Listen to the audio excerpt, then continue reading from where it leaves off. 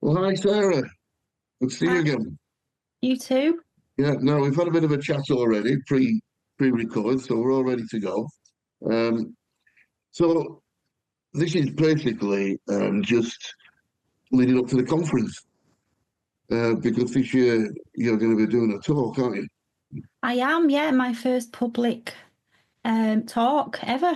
So, yes, it's Wow. a brand new experience for me because it's one thing talking on screen where you can edit the mistakes and things and you can't see the people who are watching, but it's another thing talking in front of a real live audience.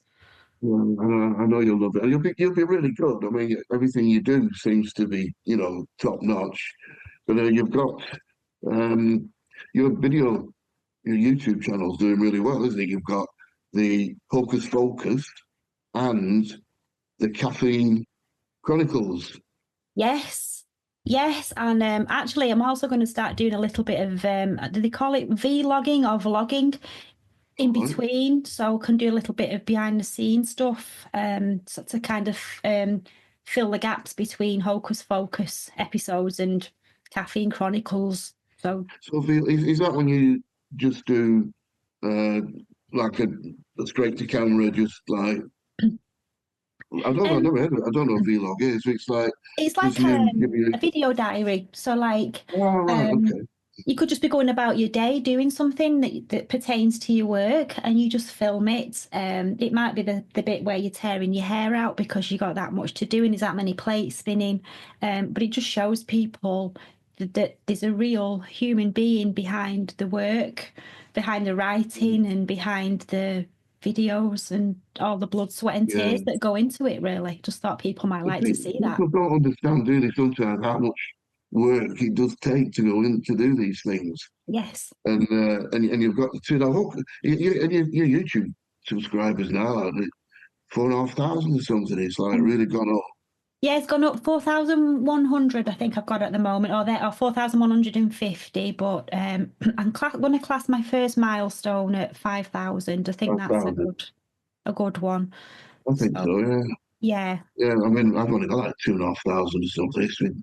Took me like 10 years to get that. I think that I don't think it never goes up, man. It just very, very slowly then seems to come down again. Then, but yeah. so let me think. Let me think. Um, so the hocus focusing that's looking at one particular item on the agenda, isn't it? And you kind of go into it quite deeply. Yes, that's right. Yeah, because it's had a big overhaul, so there's just me doing it now. So I got rid of all the external segments and the film. I do talk about films, but not we don't. I don't have a segment that's just dedicated to a particular film. I pick a subject. So, for example, last month I talked about doppelgangers. So, I Yes. talk about the folklore of a subject, and I talk about the paranormal side of a subject. And I also, which a lot of the audience love, is I bring it into everyday life as well, and a bit of social commentary in there, Yes. Yeah, which yeah. people like. And then I'll pick a couple of books and a couple of films that pertain to that subject, rather than just picking a film that I want to watch and telling you why I like it, which it's not really my cup of tea. Yeah, That yeah. Have you ever met a doppelganger? What, your own doppelganger?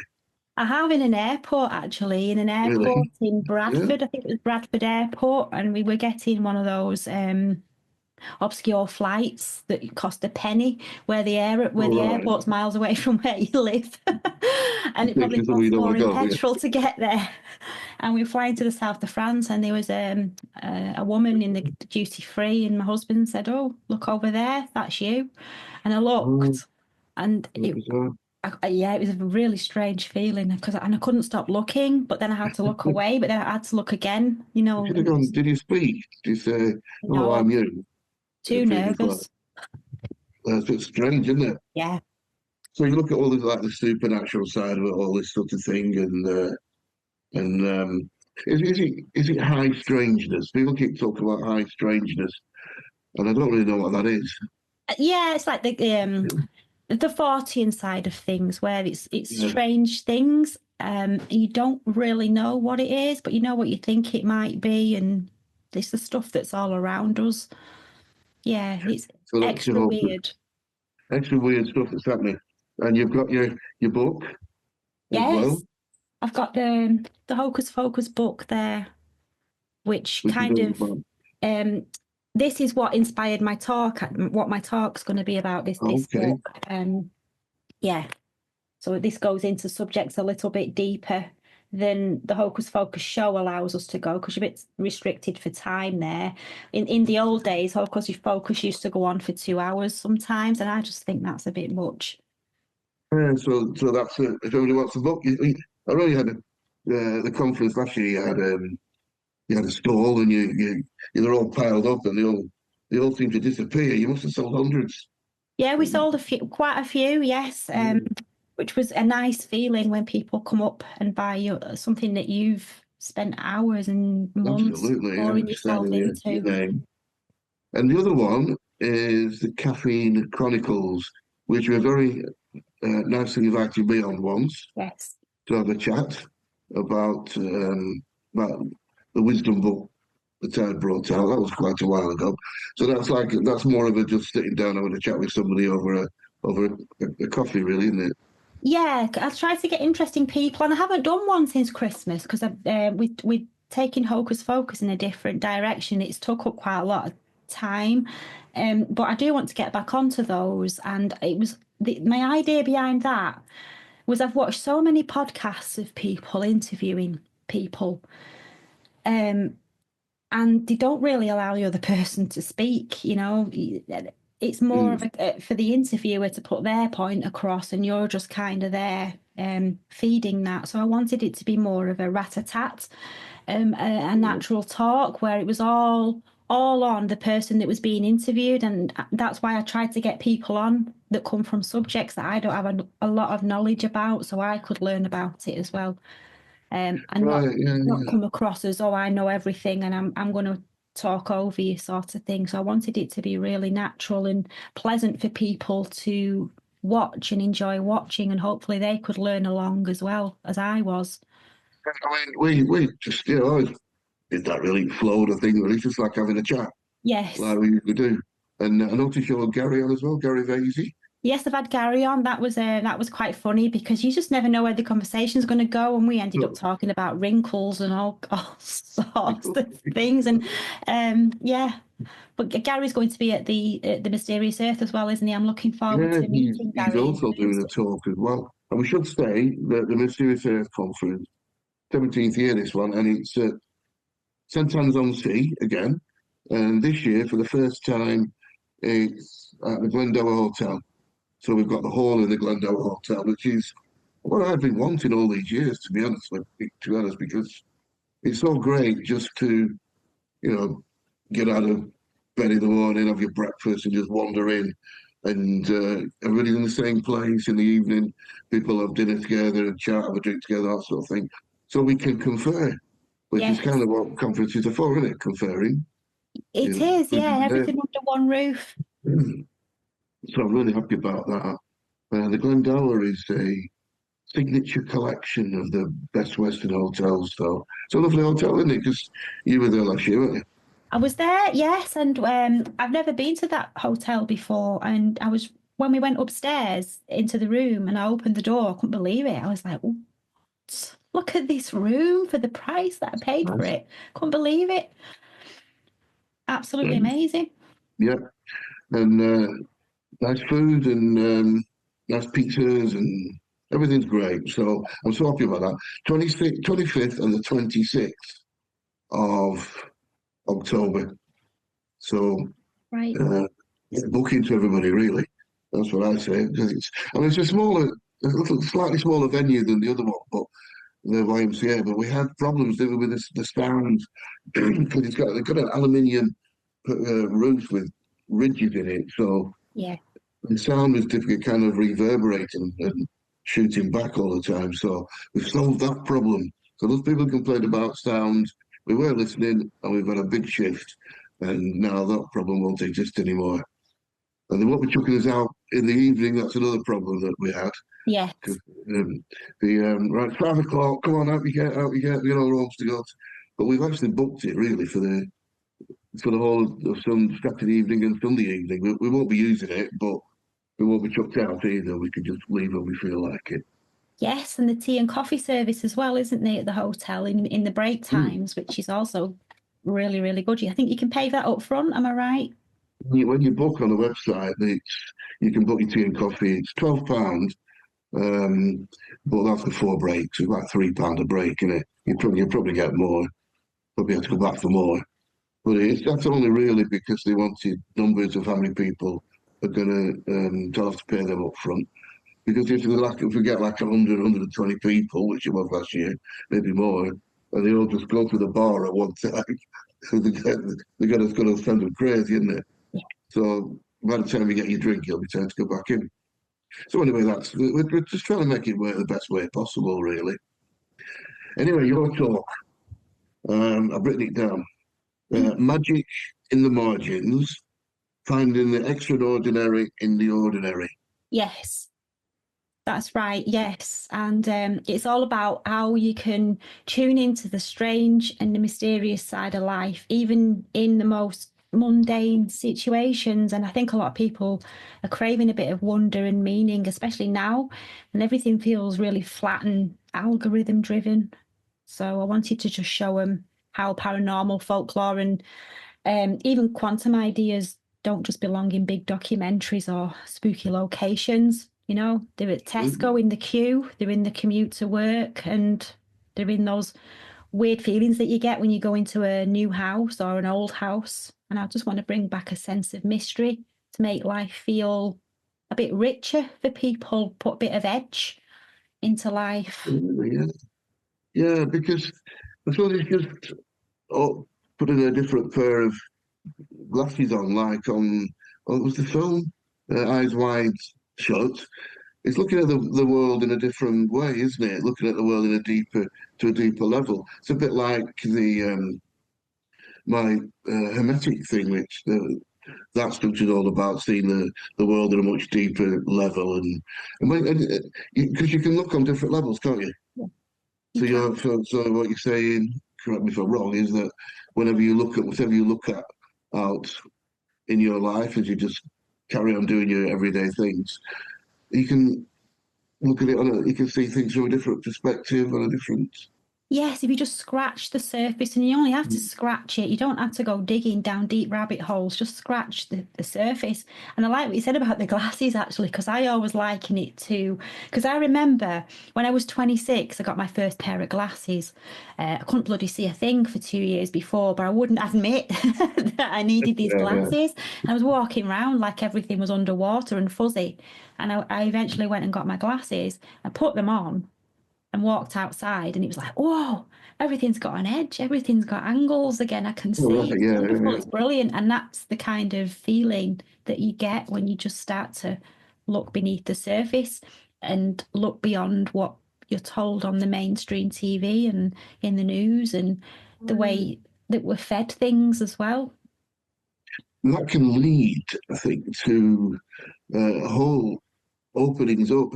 Was that what's that? Corinthians? Or not a Christian, but a lot of the things. There's a lot of things in the New Testament which are just wisdom things. But he says, "I see through a glass darkly." Once I was a child, and I spoke as a child, and I saw through a glass darkly, and now I can see um, things as they really are as a mature person. So, and a lot of the stuff we're fed is from the news and media and all that stuff. It's just to put you off the track of seeing things as they really are. It does, and it makes you afraid to speak out as well and say, actually, no, I don't think it's like that. I think it's like this, or I had this weird experience happen to me, and that experience has made me question the nature of this reality. And people are afraid because to speak out about that because they're worried about what society might think about them because everything's all society driven. You've got to fit into the round hole. And you've got to be a round peg in a round hole. You can't be a square peg in a round hole. And I think people worry too much about what other people think of them. And I think that's a big part of it as well. And if you just start looking at things from a more Fortean eye or a more paranormal perspective, that fear of ridicule also dissolves as well. Yeah, so you start seeing things on a whole different level. So that's going to be fascinating. I'm going to be interested into, or we're all going to be interested in hearing that. So let's have a break for a second. We can put this out. Oh, actually, I'll join you because there we go.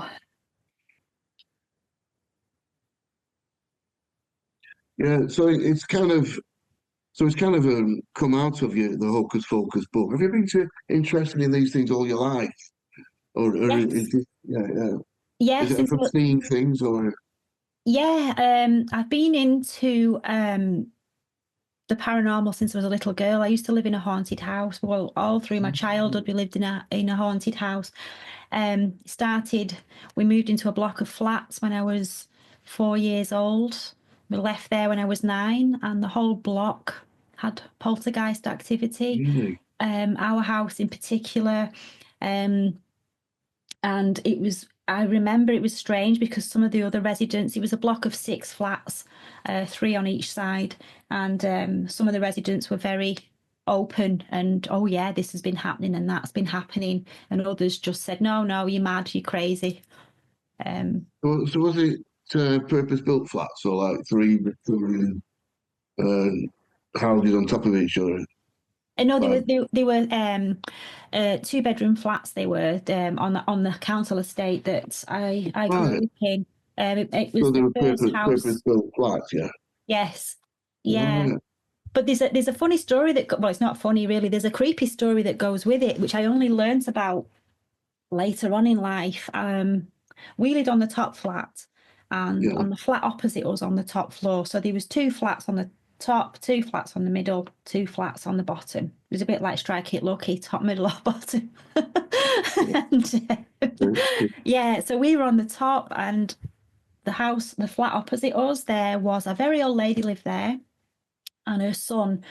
And her son was very strange. He was in his 40s, and he still lived with his mother. He'd never been married. And I remember him being about 6'6", very dark hair, bald on top, with the hair around the side, and a mustache. Very odd looking man. Well, that's a real person. A real person, yeah, very odd Yeah. looking man. Very protective towards his mother, didn't like people knocking at the door, very used to go off somewhere at a certain time of the day and come back. Same at night. He never knew what was going on. And she was a very timid lady.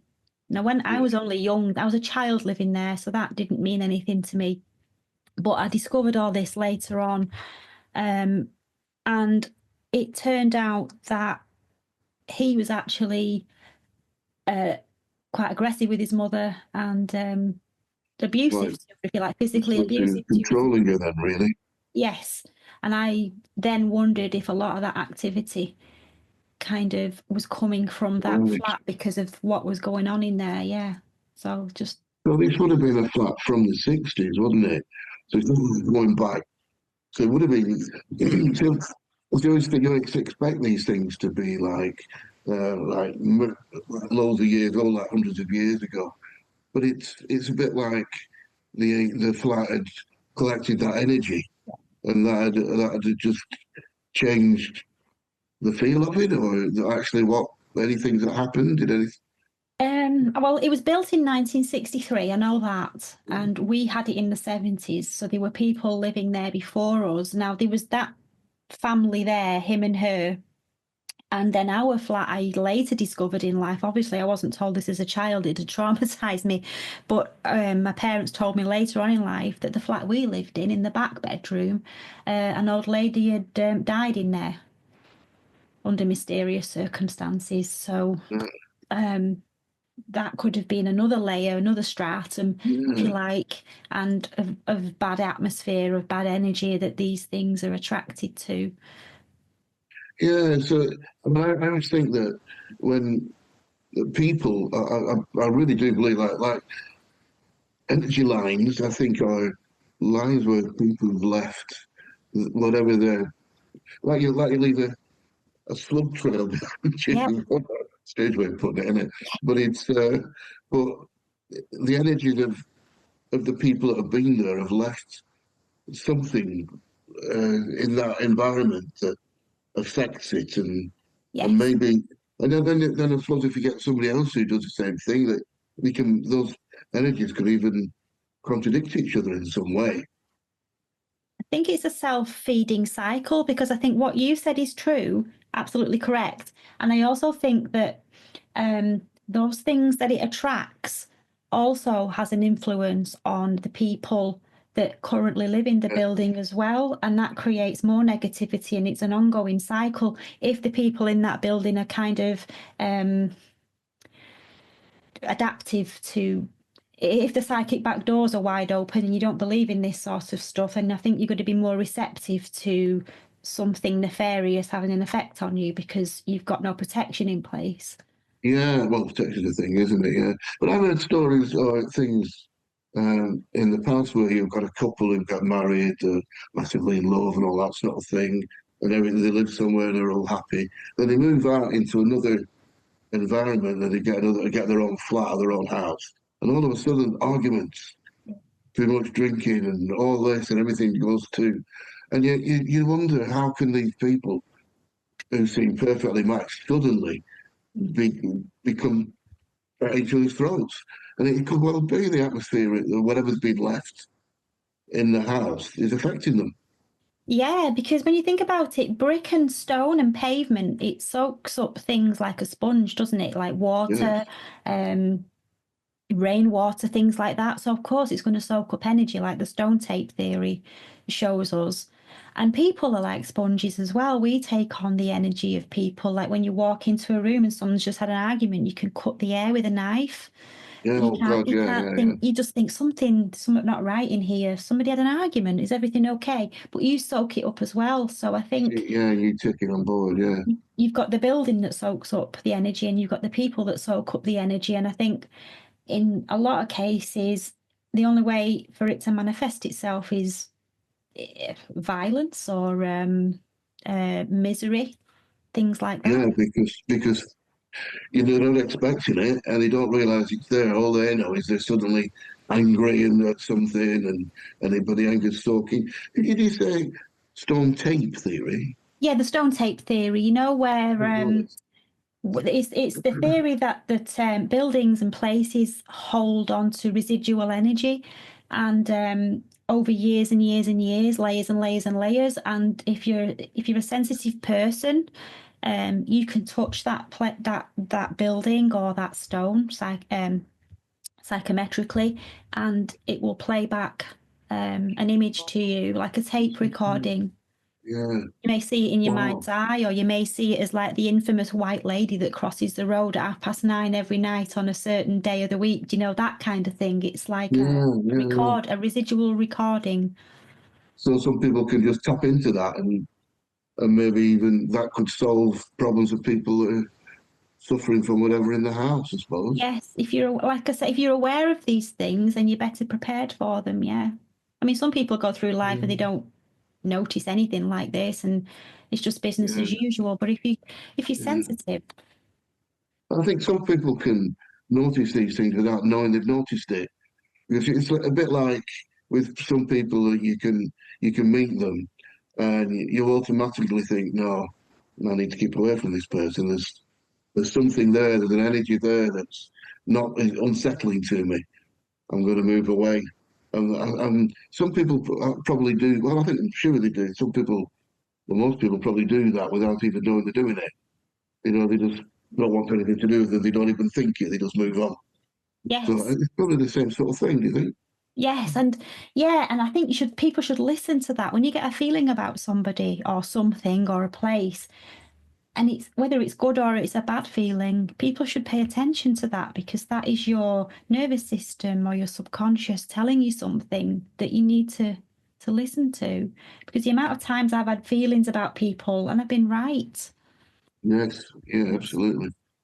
And it's like a bit like the same sort of thing. Maybe when you get to synchronicities and is that well, it's probably a different subject. Do you think? But it's but it's something the same way that you're experiencing something which, if you looked at it on a practical sort of level that everybody sort of deals with it doesn't make any sense.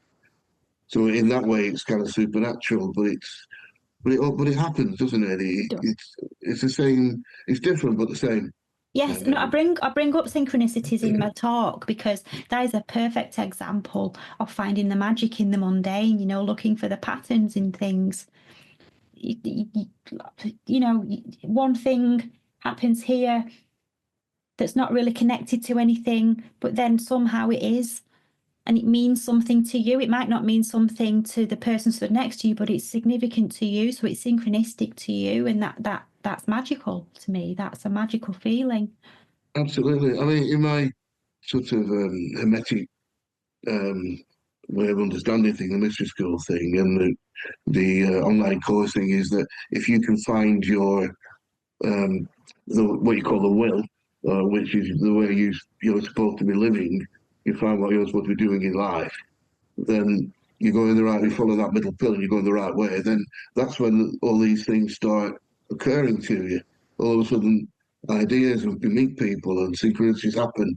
As if you go in the right way, so like they don't say that God helps those who help themselves. So once you start going in the right direction, things are fed to you to help you Yes, it's carry like a on. big green light from the universe, if you like. Yeah, that's Saying what you're we on the call right it. path. Yeah, Keep yeah, going. Yeah. we're going to help you. Yeah, that sort of thing. So, is there anything else you want to mention about the conference, about your talk, about anything like? Not how long we've been talking. Is it about 20 minutes or so? Do you think? Uh, yeah, about 20 minutes. I guess with my talk, I just want to help people to come out of systematic thinking and Yeah, just look a yeah, bit yeah. deeper because we've all been trained to override our instincts and be rational. Um, but It's very important, isn't it? Because it's vital, really.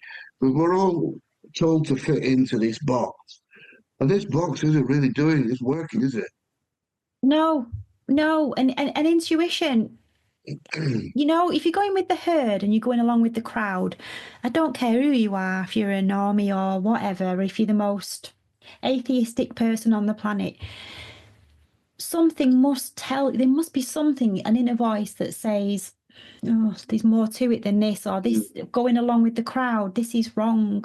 Because intuition's a kind of intelligence, I think, and I think we should give it more credit and we should listen to it. So that's kind of Yeah, what my mission is with the talk. yeah, because it's a signifier, isn't it? And the problem is that we've all got this huge area we can grow into if we want to, but we're told, aren't we, that I mean, it's like council estates and everything. Know your place. Who do you think you are? Get back on you don't get above your station and all that. I mean, we had all that, but and that stops you thinking that well, I can develop or I can, but and there's so much in this universe that we can soak up and use and develop into, and the wealth of experience. But people are kept in their little box, Yeah. and it's a shame. So what you're doing there is you're helping people out of their box, aren't you? Really? Yeah, just to try and get people to have a more Fortean mindset, if you like, because it's not just about ghosts or fairy or folklore.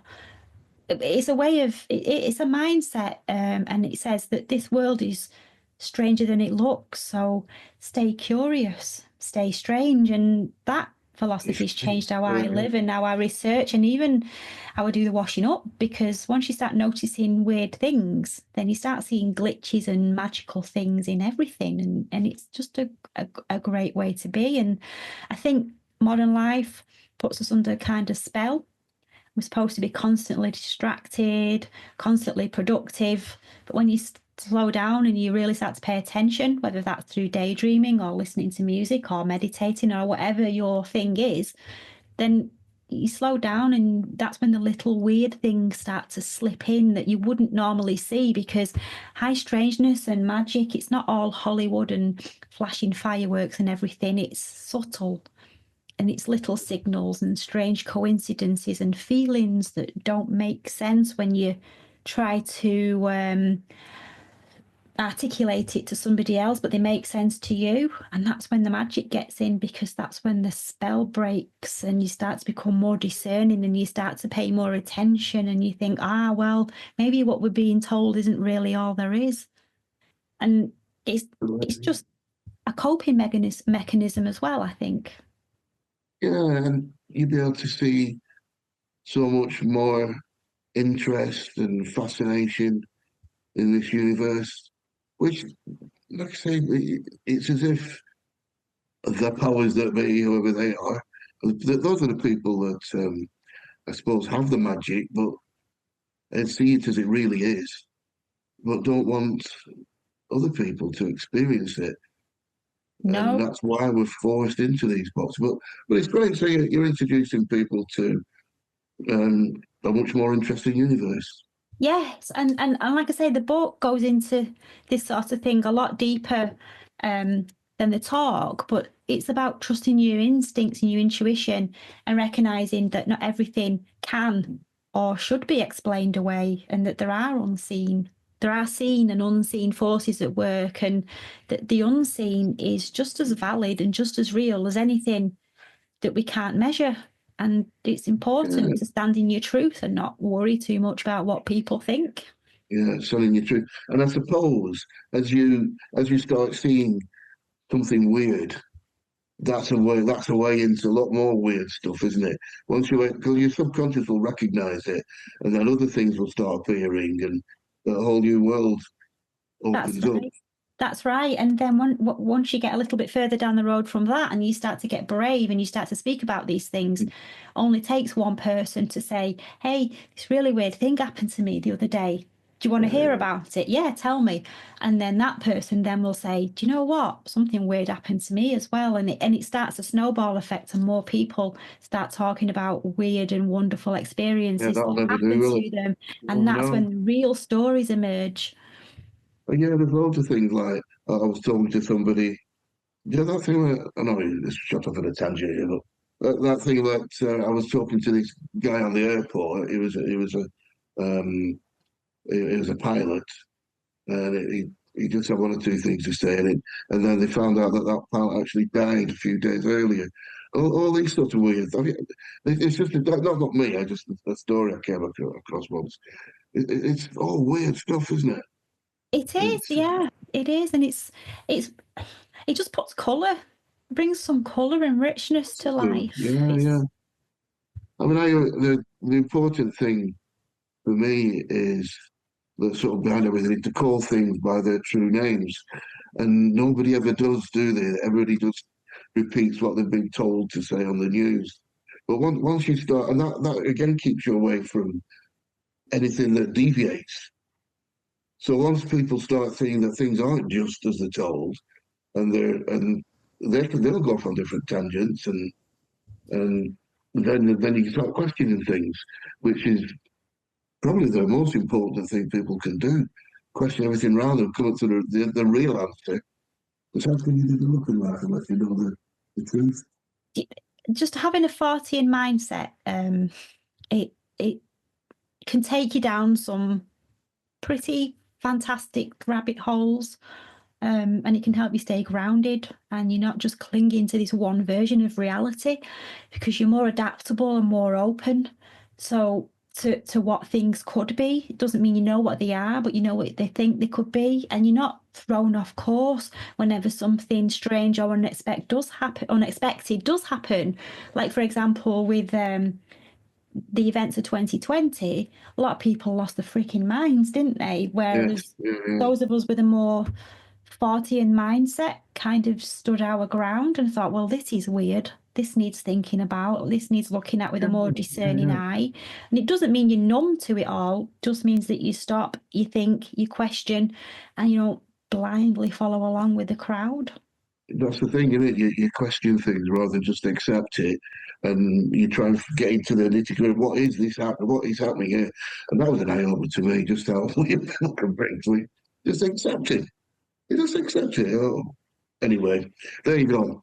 So we're looking forward to your talk at the conference. It's going to be great.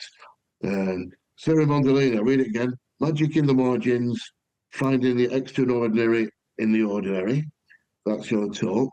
And your YouTube channel is, remind me what it's called. Oh, YouTube, Wuthering Nights. Wuthering Nights. Yeah, Wuthering Nights. I think Wuthering Heights, Wuthering Nights. Yes. Yeah. Not with a K, no.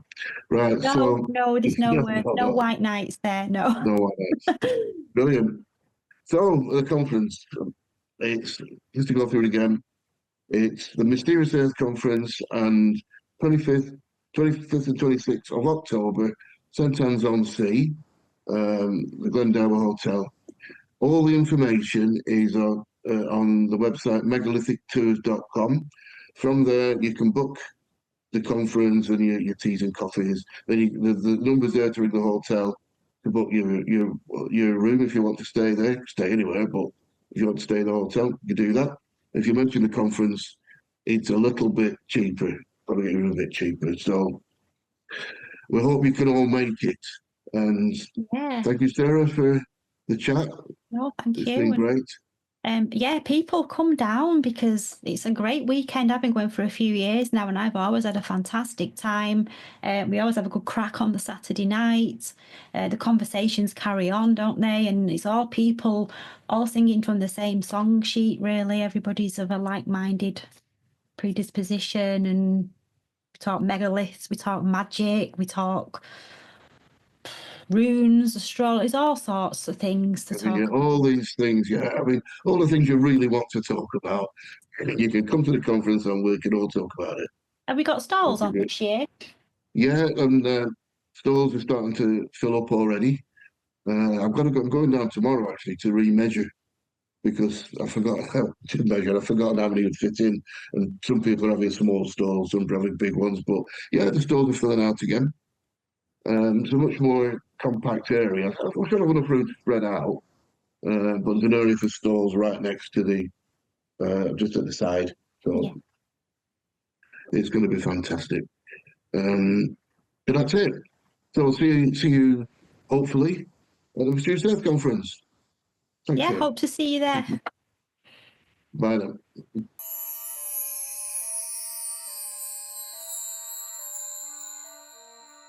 Ginger fairy.